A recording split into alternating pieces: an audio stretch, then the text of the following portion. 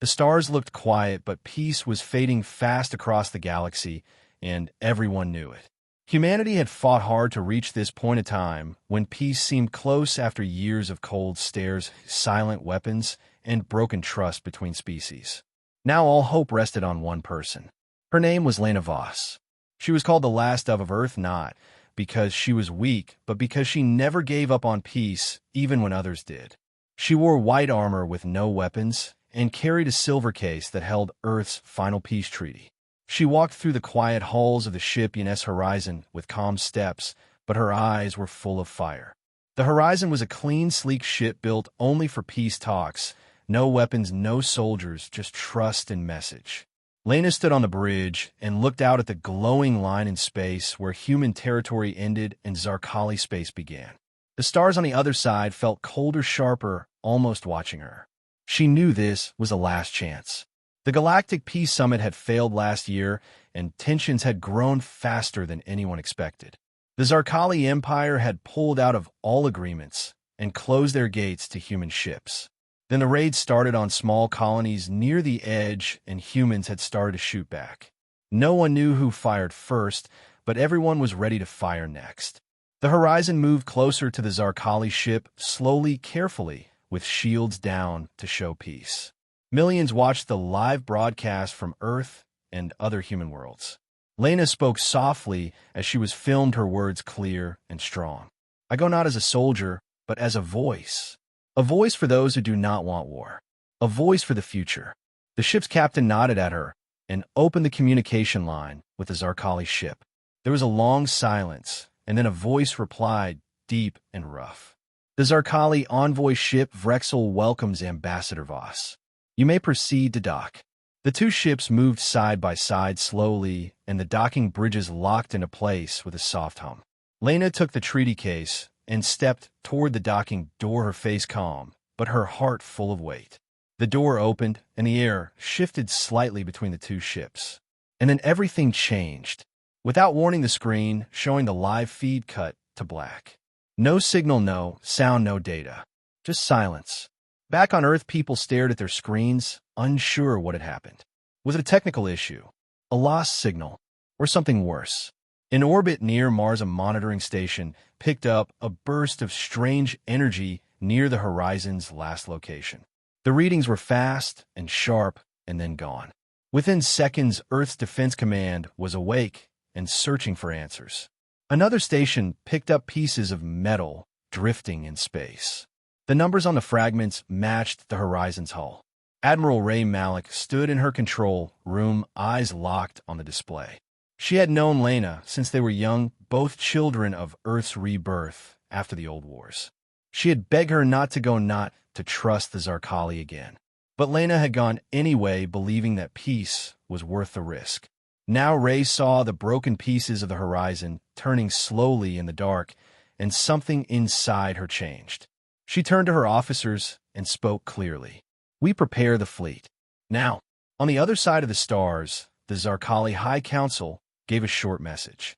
We did not attack the human ship. We never opened fire. We did not know what happened. But humans did not believe them. The data was clear. The ship had Zarkali laser burns on the outer shell, the kind used only by their military-class ships. Humanity had always tried to believe in reason, but now reason felt weak. A cold fury began to rise. Protests spread across Earth, with people holding pictures of Lena and signs that said, "Remember the dove," and no more silence. Even those who once hated war were now ready to fight. The news channels all asked the same thing. Who killed peace? And who will answer for it? In a quiet room under the city of Geneva, the president of Earth sat alone, watching the final clean image of Lena Voss stepping through the door. That was the last anyone saw of her. The president pressed a button and recorded a message that would be sent across the stars to every species that once spoke of peace. This is the end of silence. You broke our hope.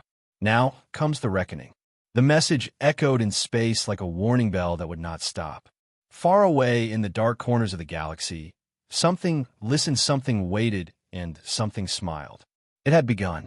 The stars did not mourn, but humanity did. News of the Horizon's destruction spread faster than light across Earth, and every human colony in the system and beyond. Screens showed the last still image of Lena Voss, just as she stepped into the docking tunnel, her face, calm, her hands holding the peace treaty close to her chest, a symbol of trust, now turned into ashes. There were no explosions on the screen, no screams, no last message, only black silence that fell like a heavy curtain. Earth's leaders gathered in the Unity Hall built after the last Great War, a place meant only for peace talks and crisis meetings, but this was no ordinary crisis. Admiral Ray Malik stood at the front, her face unreadable as the broken fragments of the UNS Horizon hovered behind her on the screen, scanned from space and cleaned for proof. Each metal shard showed the truth. Laser burns marked the hull, and the pattern matched one species alone. Zarkali.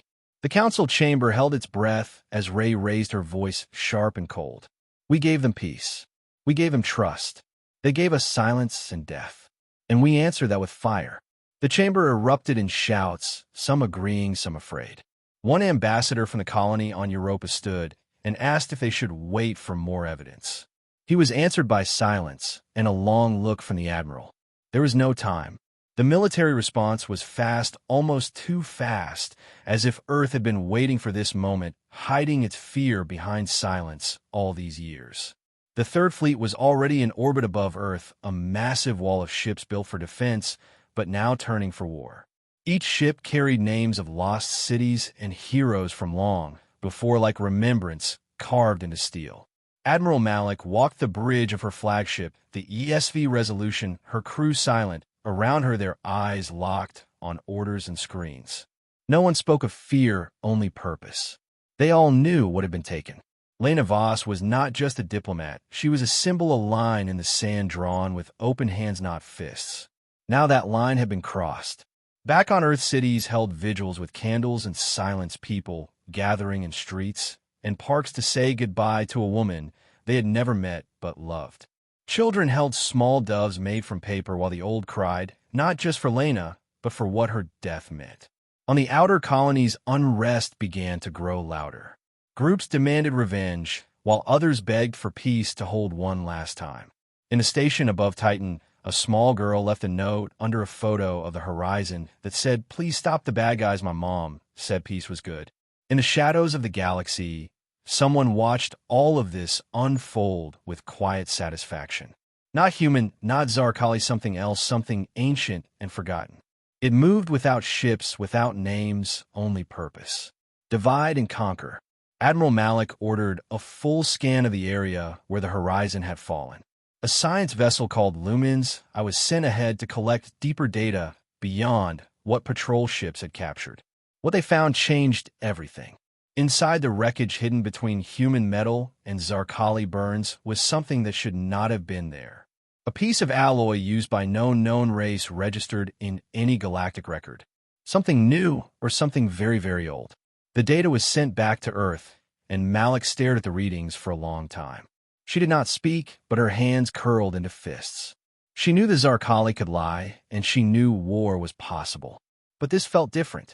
Back in a Unity Hall, the president of Earth gave the first global address since the attack. He stood before the world in silence, then said a single word: reckoning. The message went out to every human system, every allied world, and even the Zarkali Empire, though no one expected them to listen. We do not seek war, but we will not run from it. You have taken our hope and shattered it in the void. Now we come not with treaties, but with fire. Your silence is your answer. The word spread fast across every system. Human ships moved into position along the outer edge of Zarkali space, watching, waiting ready. News stations ran images of the horizon next to images of Earth's rising fleets. Commentators debated the cost of war, but the people had already decided. There was no going back. In a mining colony near Proxima, a young worker named Juno watched the speech and turned to his friend with a quiet voice. They killed the dove. Now they'll meet the hawks. In deep space, the Resolution joined 2 more fleets under Malik's command, each captain handpicked, each ship armed to the core. Malik stood in her private quarters, staring at a photo of Lena, the same photo she had kept on her wall since their academy days. She remembered their last words before Lena left. You're too brave, Ray. And you're too hopeful. Guess we balance each other. Now only one of them remained. The Admiral tapped a command on her screen, opening a live stream to every ship in the fleet. This is not just a war. This is not just revenge. This is about what was taken from us. We are not here to destroy for anger. We are here because they made peace a weapon and used it to stab us in the dark. No more silence. No more waiting. We bring the reckoning. The crews responded as one voice, shouting a single word that echoed through every hallway and deck. Honor. Above the Zarkali world of Zekor, the skies turned dark as human ships entered orbit, not firing, not attacking, only waiting. Zarkali defense forces moved into place, unsure, confused, yet silent. Then a message arrived from the human flagship. You killed our dove.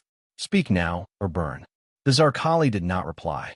They sent no signal, no ambassador, no defense or surrender. Just silence. It was either fear or guilt, no one could tell. And then a strange signal burst through space, not from the Zarkali, not from Earth. A distress call from a Zarkali ship, drifting in a dead zone between systems. Malik ordered an intercept. When the human scouts arrived, they found the Zarkali ship half-burned, its crew dead, its engines cut clean by unknown weapons. On the walls were markings, not Zarkali, not human. The same alloy from the horizon floated nearby. The Admiral stared at the screen, eyes wide not with fear, but with realization. Someone else was here. Someone had played both sides. Someone had broken peace on purpose. And now the true reckoning had to begin. Not just against a known enemy, but a hidden one. Something ancient, something waiting, something smiling in the dark. The void was no longer quiet. The silence between stars had turned into movement as ships began to rise from every human world, all heading in the same direction, all following the same command. Mobilize. Across Earth and the colonies, the call was answered not with questions, but with steel and fire. Admiral Ray Malik stood at the heart of the storm, her hands behind her back, her eyes fixed on the vast screen that showed the positions of all active fleets, the glowing dots pulsing like a heartbeat before war. She had always been a woman of reason, a student of history, someone who believed in diplomacy before destruction, but that part of her had died when the horizon was torn apart and peace fell into the void. Now only duty remained. The fleets were named for old battles and lost heroes, and every name burned with purpose. Resolution, Vigil, Hammerfall. Each ship carried soldiers, engineers, medics, and weapons built not just to fight, but to end whatever threat had taken their hope and tried to pit them against the Zarkali. The strange alloy found in the wreckage of both the Horizon and the destroyed Zarkali vessel pointed to something else, something older and darker, something no one wanted to believe. But belief no longer mattered, only action. On the bridge of the Resolution, Malik spoke to her crew with a calm voice that did not shake. We are not just soldiers. We are protectors of memory. We are here to stop those who play war like a game and peace like a weakness. You know what was taken from us, and now we take back the truth. She sent the same message to every ship, every commander, and every fighter pilot waiting in silence, ready to fly. At the same time, Earth Science Division worked night and day to decode the mystery behind the strange metal. It had traces of technology far beyond human understanding, small particles that shifted shape when touched by heat, light, or even sound. Some said it was artificial life. Others said it was old, forgotten tech from a race that had vanished before history even began. None of them had answers, only questions. And the galaxy had no more time for questions. In a deep space listening post near the edge of human territory, a lone technician named Lyra picked up a signal strange and broken, filled with static and echoes. It repeated the same pattern over and over, and when cleaned it sounded like a voice, but not one ever heard before. Lyra sent the signal to Central Command, who sent it to Malik. She listened to it alone in her quarters, the voice deep and cold, speaking in words that made no sense, yet felt full of meaning. She could not understand it, but she knew one thing. It was not Zarkali, and it was not human. The enemy had a voice now. On the outer edges of Zarkali space, the fleet moved forward slow and ready, shields up, weapons quiet, waiting for permission to speak louder. But something was wrong. They had expected resistance, or at least communication, but the Zarkali systems were too quiet. No patrols, no warnings, just empty channels and dark skies. One scout ship called the Emberlight moved into orbit around a small Zarkali moon to scan for signs of life. What they found was a graveyard. Dozens of Zarkali ships floated in pieces around the moon, some still burning, others cold and empty, their hulls sliced by weapons unknown. Inside the ruins, the same strange alloy shimmered like oil and water, glowing faintly with energy that defied every sensor. The Emberlight sent back data and images showing symbols carved into the walls of the Zarkali command center, symbols that matched nothing from any known culture. They looked old, older than language itself, full of spirals and lines that twisted like vines or veins. Malik stared at the images, her face hardening. This was no random attack. This was a message.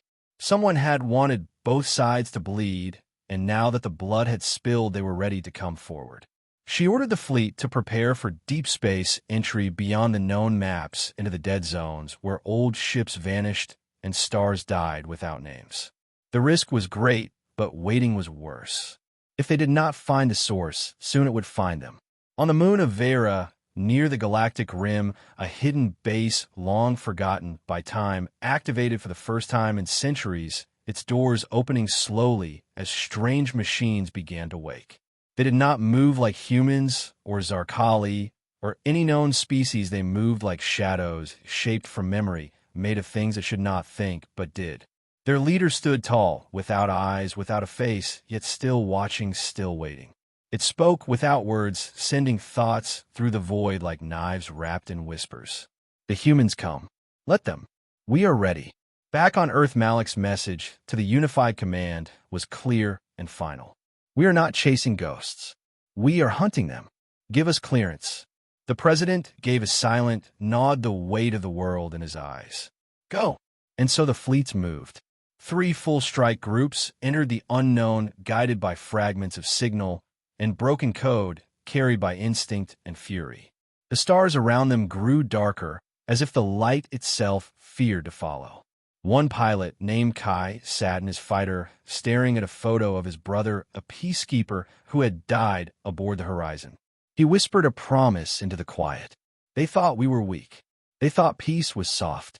But now they meet the other side of humanity. The one that remembers. The one that finishes what others start. The fleets reached the edge of a system long believed to be dead, called Sector 0, once marked on ancient maps as cursed and silent. There they found something impossible. A massive structure floating above a cracked planet made of the same strange alloy, large enough to hold a fleet inside, its dark walls pulsing with energy.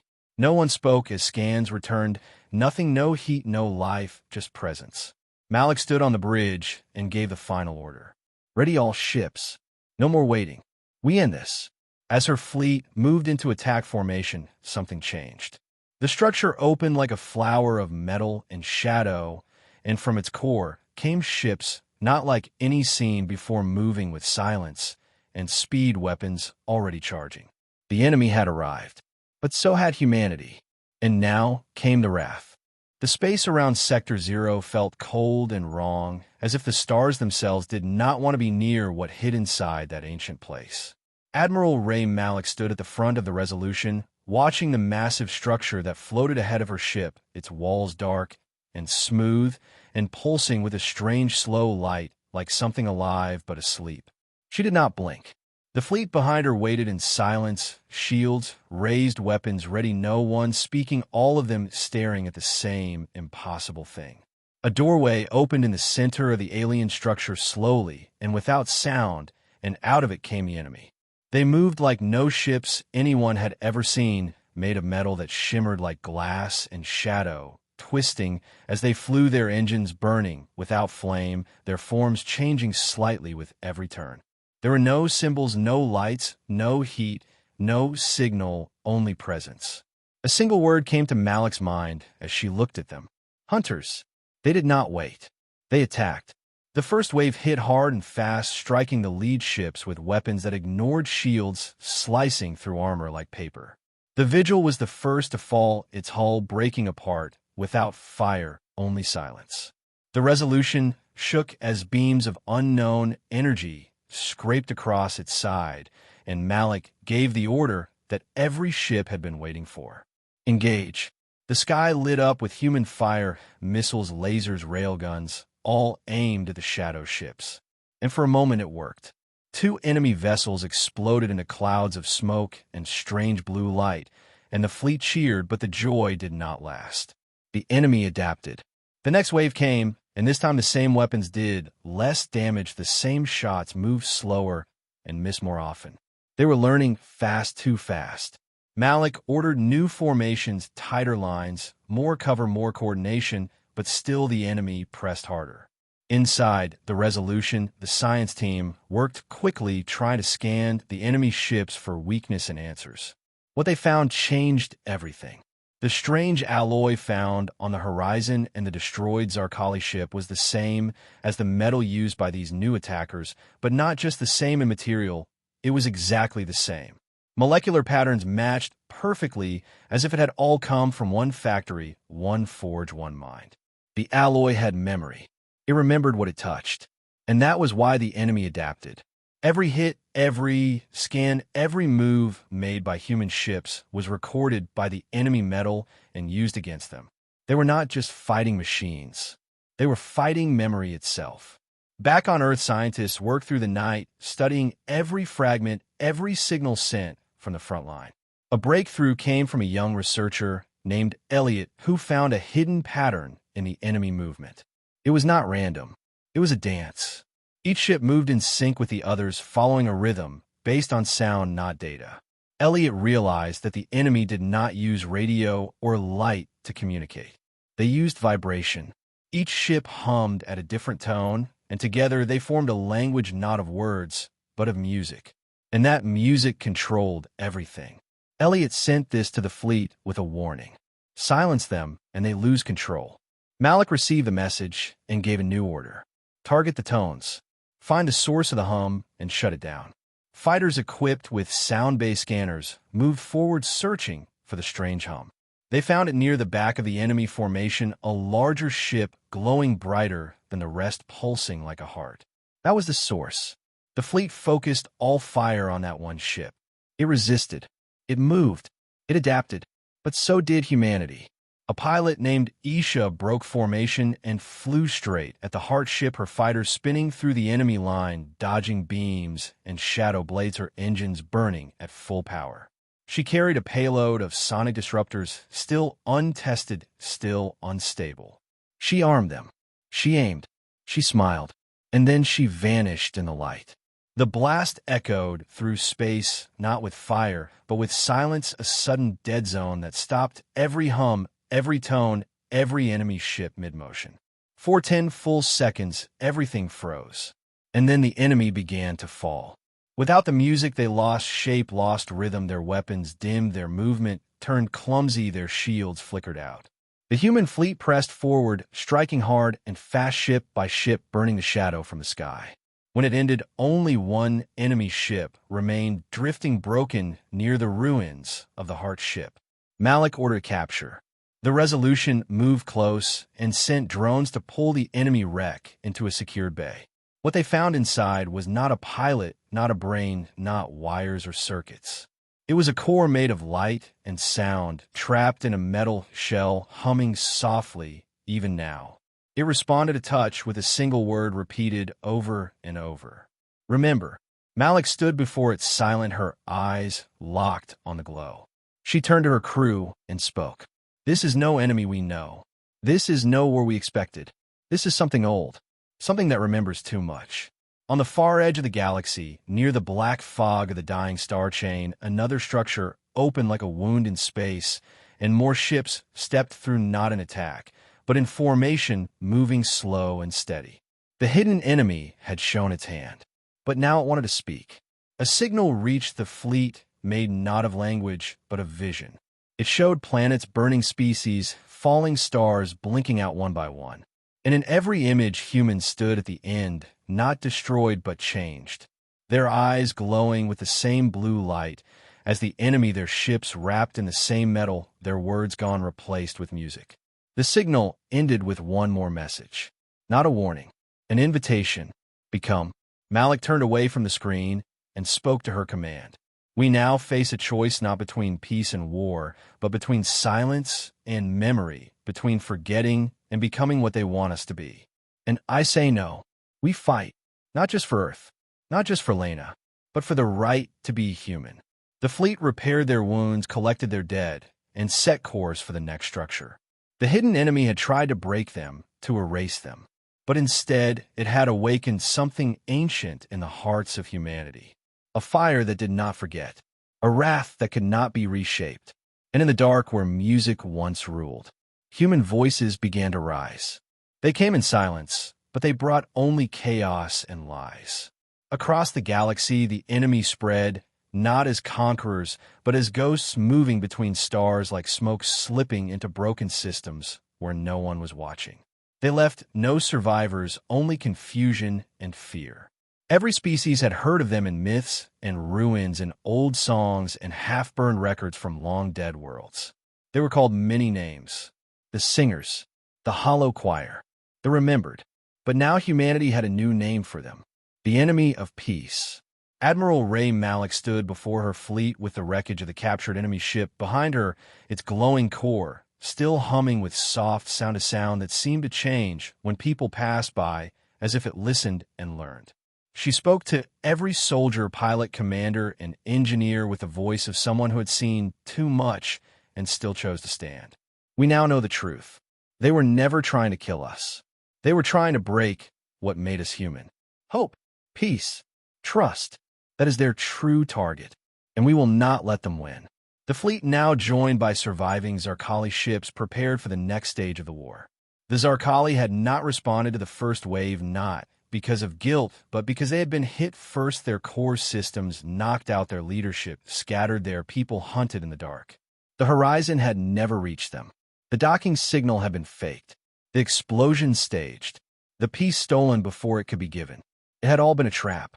Zarkali warriors now stood beside human soldiers for the first time in history, silent and grim, their long arms crossed over their chests as they listened to Malik. She looked at them with a sharp nod and spoke again. We were enemies because they made us believe we had to be.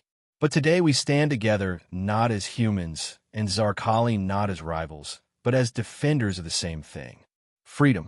The joint fleet, now called the Alliance of Flame, moved through dead sectors, scanning for more of the strange alien structures that seemed to hide in broken systems near black holes or burned stars. They found one near the ghost planet of Cryos, once a thriving trade world, now a field of ash and melted steel. The structure was not hidden this time. It stood tall and proud like a tower reaching toward nothing, its walls humming with layered sound, its center glowing like a frozen sun. Malik ordered a full scan before approach, and the data came back strange. The tower was sending out signals that matched old Earth broadcasts, old Zarkali war songs, even fragments of Lena Voss's final speech. They were listening and copying everything. Inside the tower, a new type of enemy waited. This time, they did not fly or float. They walked. Tall figures wrapped in armor, made of the same shifting alloy, their bodies thin and long, their faces covered with smooth masks that changed shape with every word. They spoke through sound, but this time they formed words. You are not ready. You were never meant to rise. You were meant to fall into silence. Malik did not respond with words. She sent in ground teams, a mix of human marines and Zarkali storm squads. They moved through the tower, slowly, weapons up, eyes wide, light flickering against the strange walls that pulsed like veins. The deeper they went, the more they saw. Images played on the walls from human history, from Zarkali memory, from the wars and the peace and the lies. The enemy had seen everything, and they were building something from it. A new kind of being, a creature made from memory and sound, from anger and silence. At the heart of the tower, they found it. A chamber full of floating cores like the one recovered from the first wreck, but larger, stronger, brighter. Each core held a face. Some human, some Zarkali, some unknown, all trapped in frozen expression like statues of fear and pain. One core turned slowly toward the team and spoke with Lena Voss's voice. Peace is a lie. War is truth. Join the song. The team leader, Captain Rio, shouted for immediate shutdown and activated a sonic disruptor. The chamber shook as the sound burst hit the cores, and the tower screamed.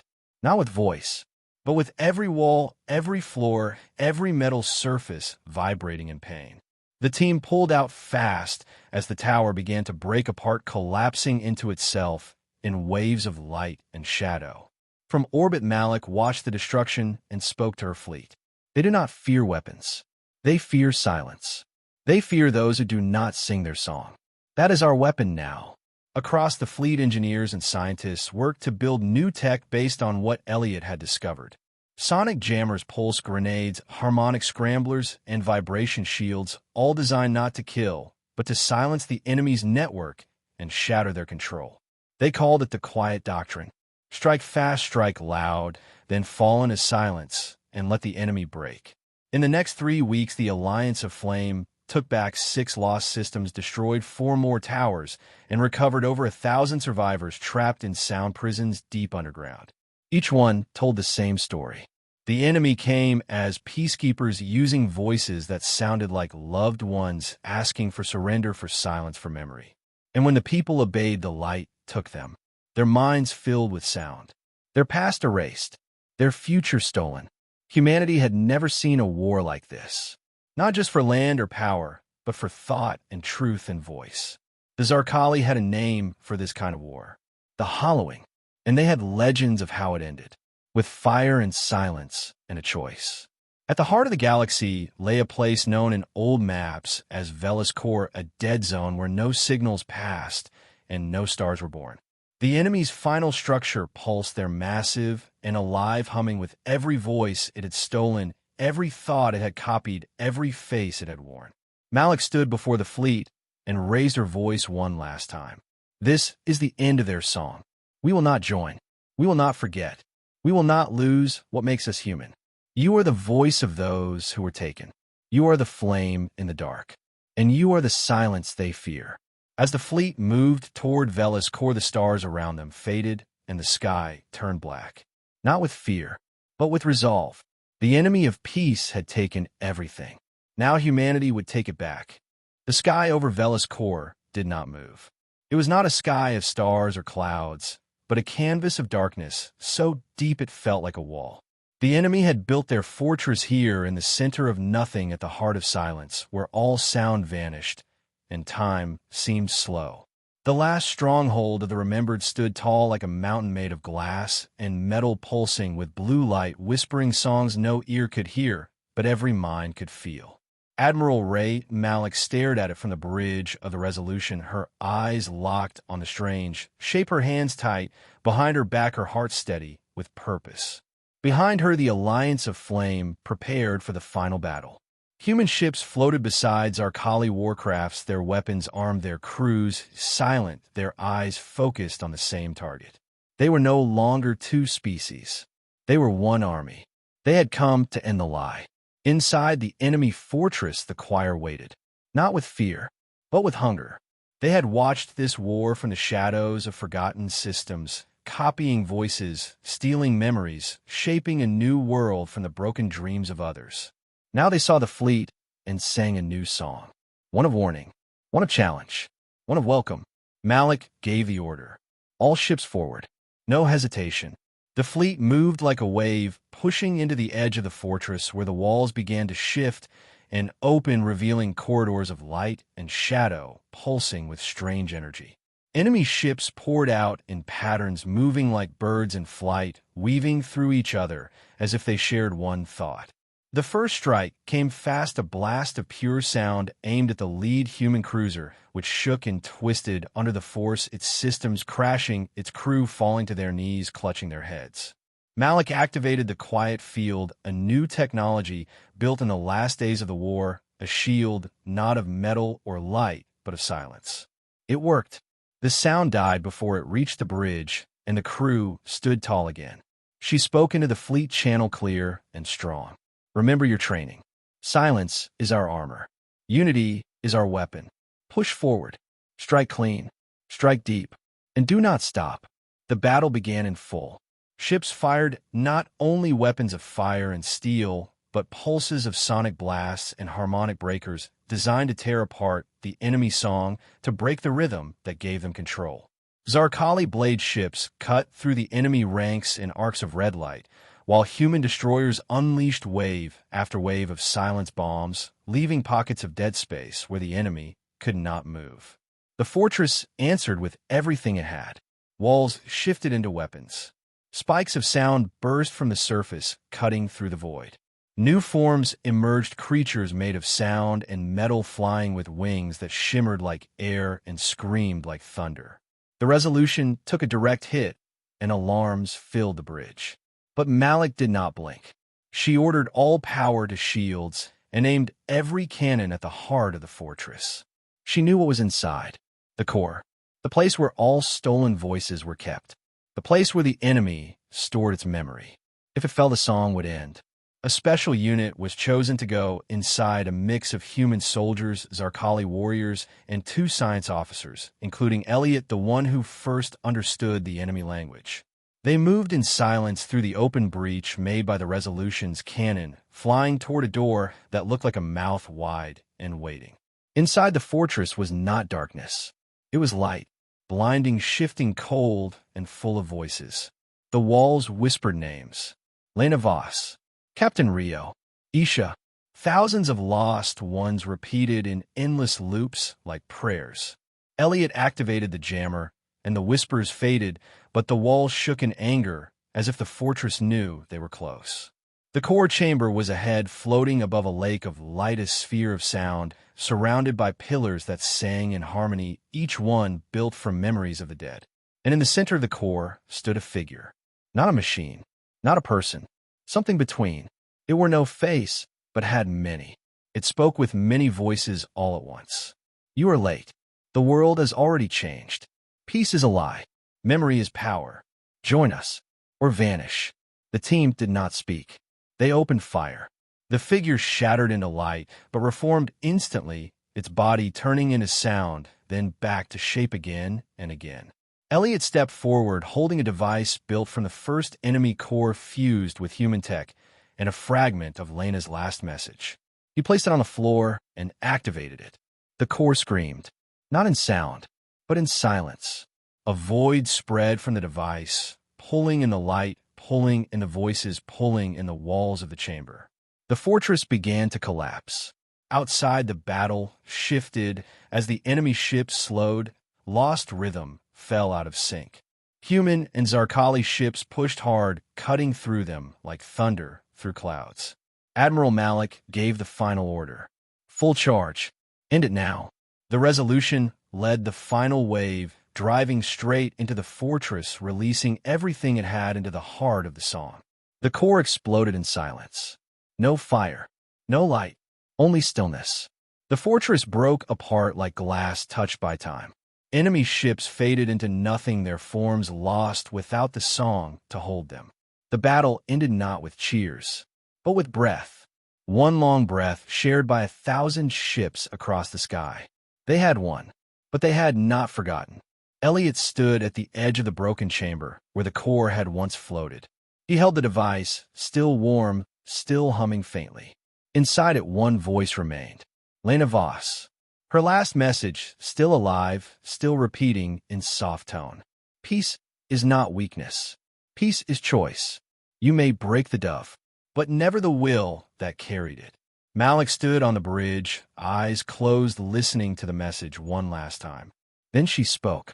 The reckoning is complete. Now we begin again. The war was over, but the stars were still watching. In the sky above Vela's core, where once a fortress had sung its hollow song, now there was only drifting ash and broken metal wrapped in silence, so deep it felt sacred. The Alliance fleet hovered in stillness, not as conquerors, but as witnesses to the end of something ancient, something that had fed on memory and fear for too long. Admiral Ray Malik stood on the bridge of the Resolution, her eyes scanning the dark space beyond the viewports, her face marked with calm and sorrow, her voice quiet yet strong. She remembered every name, every loss, every whisper that had tried to turn them into echoes of themselves. And she remembered Lena Voss, the woman who had gone to give peace and never returned. Now her message lived again, carried in the core that Elliot held safe in his hands, still glowing, still humming with the final words of hope. The Alliance gathered near Earth to rebuild, to remember, to breathe again. Zarkali ships flew beside human cruisers, no longer enemies, no longer strangers, their crews speaking not in old war terms, but in plans for tomorrow. A memorial was raised in orbit above Earth, a great silver ring floating quietly with the names of every soul lost in the hollowing etched into its surface in every known language, even those of the forgotten. At the center of the ring, a statue stood tall, carved from the same alloy that once belonged to the enemy, now reshaped into a symbol of victory reclaimed from silence. It showed Lena with her hand, extended palm, open, holding no weapon, only a spark of light. Below her the words glowed softly across the stars. She spoke. They broke. We rose. The Council of Reunified Worlds met on Mars in the Crystal Hall, where leaders of both species and survivors of the Hollow Choir's control gathered to decide what came next. They did not argue. They listened. They asked hard questions. They chose answers not based on fear, but on truth. Humanity had changed. Zarkali had changed. And the galaxy would change with them. Ray Malik stood before the council, her uniform worn, her voice calm, her words like fire and water, both at once. We cannot pretend this never happened. We cannot return to what we were. But we can choose what we become now. The enemy tried to take our peace and turn it into a weapon. We turned it into armor. Now we wear it not with shame, but with pride. The council voted to form a new body, a united watch to protect all life from threats beyond borders and names. They called it the Flame Keepers. Its task was not to conquer or control, but to protect peace with strength, to guard against the unseen, to remember what silence tried to erase. Malik was named its first Grand Commander. She did not celebrate. She only nodded and went back to work. Across colonies and core worlds, the rebuilding began. Children who once cried at the sound of static now sang songs of hope and laughter.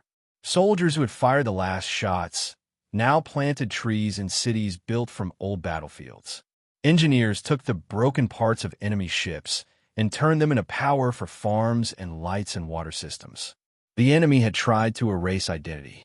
Humanity gave it back to the stars.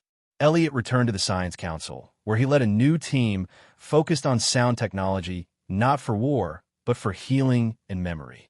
They used fragments of the enemy song to create new tools that helped those who had lost voices to speak again, those who had lost minds to remember again. He called it the Harmony Project. It spread like fire, but softer. In quiet rooms across Earth, people gathered to hear Lena's last message recorded and preserved in the device that now rested at the heart of the Harmony Tower. Peace is not weakness. Peace is choice. We do not forget. We do not fade. We rise. And still the stars watched. Still the void listened. One day, deep in a quiet sector where no ships flew, a signal was heard again. Not from the Hollow Choir, but from something else. It carried no threat, no song, only a question. Are you there? Malik received the signal and responded not with fear, not with weapons, but with one word. Yes. A ship was sent not alone, but as part of the Flamekeeper's first mission beyond known space, guided by peace, backed by strength, shielded not just by metal, but by memory. They carried no flags, only stories. The first message broadcast from that ship echoed across systems in every tongue with no borders. To those who hear us, we are the children of silence who refuse to forget. We are the fire that silence feared. We are not here to rule. We are not here to erase. We are here to remember, to listen, to speak, to protect. And if peace breaks again, we will be ready. The stars did not answer, but they did not turn away. Back on Earth, children played near the memorial ring, drawing ships in the dirt and pointing at the sky where their parents once fought and now flew with pride, not pain. A boy pointed at the statue of Lena and asked his mother who she was. The mother smiled and said, "She was someone who believed." The boy nodded and kept drawing lines in the dust, turning them into stars. The galaxy was not perfect. It never would be. But now it had guardians who remembered what forgetting had cost. And in the deep silence where once the hollow choirs sang, only one song remained. The voice of a people who chose peace again and again, even when it broke. Especially when it broke. Because they knew something no enemy ever did. Peace is not a place. Peace is a promise. And humanity always keeps its promises.